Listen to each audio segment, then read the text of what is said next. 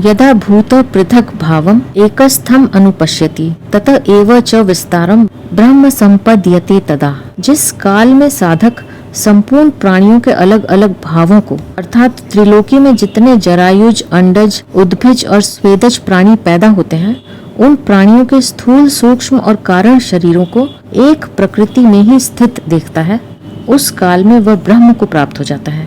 त्रिलोकी के स्थावर जंगम प्राणियों के शरीर, नाम, रूप, आकृति, मनोवृत्ति, गुण, विकार, उत्पत्ति, स्थिति, प्रलय आदि सब एक प्रकृति से ही उत्पन्न है। संपूर्ण प्राणियों के शरीर प्रकृति से ही उत्पन्न होते हैं, प्रकृति में ही स्थित रहते हैं और प्रकृति में ही लीन होते हैं। इस प्रकार देखने वाला ब्रह्म को प्राप्त हो जाता है, अर्थात प्रकृति से अतीत स्वतः सिद्ध अपने स्वरूप परमात्म तत्व को प्राप्त हो जाता है। वास्तव में वह पहले से ही प्राप्त था, केवल प्रकृति जन्य पदार्थों के साथ तादात्म्य करके अपना संबंध मानने से ही उसको अपने स्वरूप का अनुभव नहीं होता था। परंतु जब वह सबको प्रकृति में ही स्थित और प्रकृति से ही उत्पन्न देखता है, तब उसको अपने स्वतः सिद्ध स्वरूप का अनुभव हो जाता है। जैसे पृथ्वी से उत्पन्न होने वाले स्थावर जंगम जितने भी शरीर हैं तथा उन शरीरों में जो कुछ भी परिवर्तन होता है, रूपांतर होता है, क्रियाएं होती हैं, वे सब पृथ्वी पर ही होती हैं। ऐसे ही प्रकृति से उत्पन्न होने वाले जितने गुण, विकार तथा उनमें जो कुछ परिवर्तन होता है,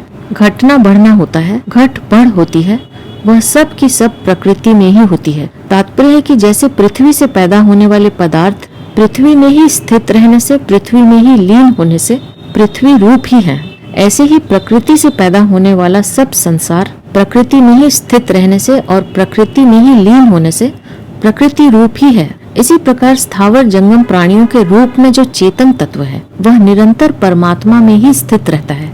प्रकृति के संग से उसमें कितने ही विकार क्यों न दिखे, पर वह सदा असंग ही रहता है। ऐसा स्पष्ट अनुभव हो जाने पर साधक ब्रह्म को प्राप्त हो जाता है। यह नियम है कि प्रकृति के साथ अपना संबंध मानने के कारण स्वार्थ बुद्धि, भोग बुद्धि, सुख बुद्धि आदि से प्राणियों को अलग अलग भाव से देखने पर राग द्वेष पैदा हो जाते हैं। राग होने पर उनमें गुण दिखाई देते हैं और द्वेष होने पर दोष दिखाई देता है। इस प्रकार दृष्टि के आगे राग द्वेष रूप पर्दा आ जाने से वास्तविकता का अनुभव नहीं होता। परंतु जब साधक अपने कहलाने वाले स्थूल, सूक्ष्म और कारण शरीर सहित संपूर्ण प्राणियों के शरीरों की उत्पत्ति, स्थिति और विनाश को प्रकृति में ही देखता है तथा अपने में उनका अनुभव देखता है, तब उसकी दृष्टि के आगे से राग द्वेष रूप पर्दा हट जाता है और उसको स्वतः सिद्ध परमात्म तत्व का अनुभव हो जाता है।